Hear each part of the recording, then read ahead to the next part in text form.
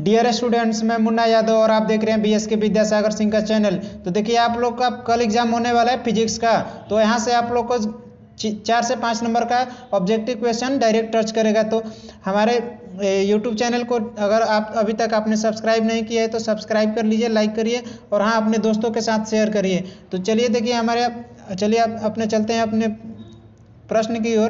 तो देखिए, हमारा पहला प्रश्न दिया है कि जब प्रकाश एक माध्यम से दूसरे माध्यम में संचरित होता है तो निम्नलिखित में से कौन सा राशि परिवर्तन होता है। तो जब एक प्रकाश एक माध्यम से दूसरे माध्यम में परिवर्तन होता है तो हमारा जब जो तरंगदैर्घ्य है वही परिवर्तन है, बाकी कोई परिवर्तन नहीं होता है। आवृत्ति, दूरी, आयाम में कोई परिवर्तन नहीं होता है, तो केवल तरंगदैर्घ्य में परिवर्तन होता है।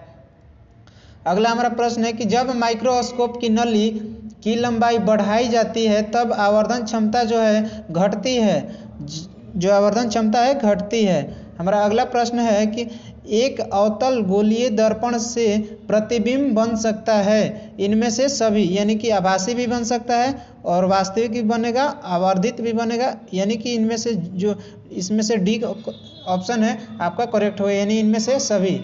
हमारा अगला प्रश्न है कि जब प्रकाश की एक किरण ग्लास स्लेब में प्रवेश करती है तो इसका तरंगदैर्घ्य जो है घट जाता है, इसका तरंगदैर्घ्य घट जाता है। जब प्रकाश एक माध्यम से दूसरे माध्यम में जाता है तो उसका केवल तरंगदैर्घ्य ही घटता है या बढ़ता है, बाकी सब अपरिवर्तित रहता है। यानी कि जब प्रकाश की किरण ग्लास स्लेब में प्रवेश करती है तो इसका जो तरंगदैर्घ्य है घट जाता है। हमारा अगला प्रश्न है कि ऑप्टिकल फाइबर किस सिद्धांत पर काम करता है। ऑप्टिकल फाइबर जो है हमारा सिद्धांत वर्ण विक्षेपण सिद्धांत पर कार्य करता है, वर्ण विक्षेपण सिद्धांत पर काम करता है, यानी ऑप्शन नंबर सी आपका करेक्ट हुआ। अगला हमारा प्रश्न है कि 20 सेंटीमीटर फोकस दूरी वाले अभिसारी लेंस से वस्तु के दुगुने आकार पर वास्तविक प्रतिबिंब प्राप्त करने के लिए वस्तु को लेंस से कितनी दूरी पर रखना होगा।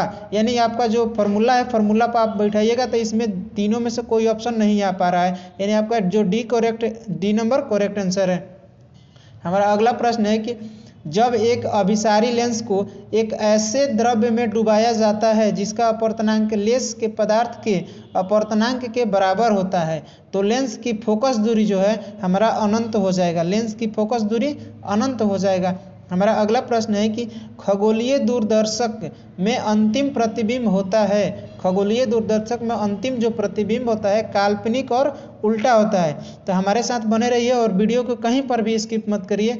और चलिए ठीक है, हमारा अगला प्रश्न है कि जब चुंबकीय क्षेत्र की तीव्रता को चौगुना बढ़ा दिया जाता है तो लटकती हुई चुंबकीय सुई का आवर्तकाल जो है हमारा दुगना हो जाएगा, आवर्तकाल दुगना हो जाएगा। हमारा अगला प्रश्न है कि एक धारा चालित चालक पर चुंबकीय क्षेत्र में बल अधिकतम है जब चालक की लंबाई और चुंबकीय क्षेत्र के बीच जो कोण है π/2 का हो, यानी ऑप्शन नंबर 1 करेक्ट आपका हुआ। अगला प्रश्न है कि जिस स्थान पर भू चुंबकीय क्षेत्र का क्षैतिज ऊर्ध्व घटक के समान वहाँ अवनमन कोण होगा वह अवनमन कोण 45 डिग्री का होगा, वहाँ अवनमन कोण जो है 45 डिग्री का होगा, यानी ऑप्शन नंबर ए जो है आपका करेक्ट आंसर है। देखिए, हमारा अगला प्रश्न है कि क्यूरी ताप पर लोन चुंबकीय पदार्थ बन जाता है, क्यूरी ताप पर लोन चुंबकीय पदार्थ बन जाता है, अनुचुंबकीय बन जाता है। कैसा बनता है? अनुचुंबकीय बन जाता है। हमारा अगला प्रश्न है कि चुंबकशीलता का बीमा है, चुंबकशीलता का जो बीमा होता है ml2 T⁻² होता है। ये आपका VBI प्रश्न है, ये आपका एग्जाम में कई बार आ चुका है, इसलिए आप ये याद करके जाइए और अपने एग्जाम में मार्क कराइए। हमारा अगला प्रश्न है कि स्वप्रेरकत्व का मात्रक है, ये भी आपका VBI प्रश्न है। स्वप्रेरकत्व का मात्रक हेनरी है, ये आपके एग्जाम में कई बार आ चुका है कि स्वप्रेरकत्व का मात्रक हेनरी होता है। ठीक है, हमारा अगला प्रश्न देखिए कि एक लौह चुंबकीय पदार्थ की चुंबकशीलता म्यू है तो म्यू का जो मान है कैसा होगा? 1 से कम होगा, म्यू का मान 1 से कम होगा। चलिए अगला प्रश्न हमारा है कि चुंबकीय आघूर्ण का एसआई मात्रक होता है, चुंबकीय आघूर्ण का एसआई मात्रक जो हमारा है सेकंड नंबर ऑप्शन करेक्ट होगा, बी। अगला प्रश्न हमारा है कि निकेल है, निकेल कैसा है? प्रति चुंबकीय पदार्थ है या अनुचुंबकीय पदार्थ है या लौह चुंबकीय पदार्थ है, इनमें से कोई नहीं। तो जो निकेल है वो हमारा लौह चुंबकीय पदार्थ है, यानी ऑप्शन नंबर सी करेक्ट हुआ। अगला है कि ब्रूस्टर का नियम है, ब्रूस्टर का जो नियम हमारा है mu is equal to 10I/P, यानी ऑप्शन नंबर सी करेक्ट है आपका।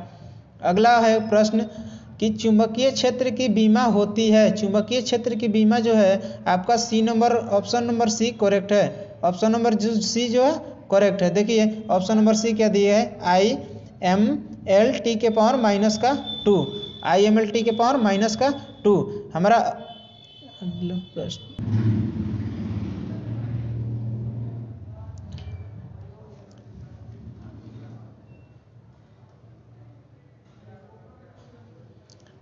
अंतिम प्रश्न को बताने से पहले मैं आपको बता देना चाहता हूं कि प्ले स्टोर पर हमारी ऐप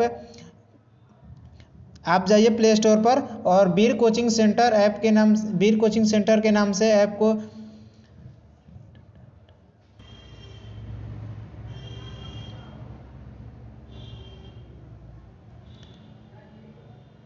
आज का हमारा अंतिम प्रश्न है कि चुंबकीय क्षेत्र की बीमा है, तो चुंबकीय क्षेत्र की बीमा जो है IMLT के पावर -2 होता है। तो आज के वीडियो के अंत में मैं आपको बता देना चाहता हूं कि जो भी छात्र कक्षा 12 और 11th यानी 10th 11th और 12th की जो भी छात्राएं हैं जो तैयारी करना चाहते हैं घर बैठे, तो हमारी वीर कोचिंग सेंटर ऐप है जो आपको प्ले स्टोर पर मिल जाएगी, और नहीं तो डिस्क्रिप्शन में दे दिए गए है इसका लिंक, वहाँ से भी आप प्ले स्टोर पर जाकर इसको इंस्टॉल कर सकते हैं। और आपको बता दें कि जो कुछ भी आपको डाउट हो हमारे व्हाट्सएप नंबर से आप जुड़ सकते हैं, व्हाट्सएप का लिंक भी डिस्क्रिप्शन में दे दिया गया है। तो आज के लिए इतना ही, और मिलते हैं अगले नेक्स्ट की वीडियो में। तो आज के लिए जय हिंद, जय भारत।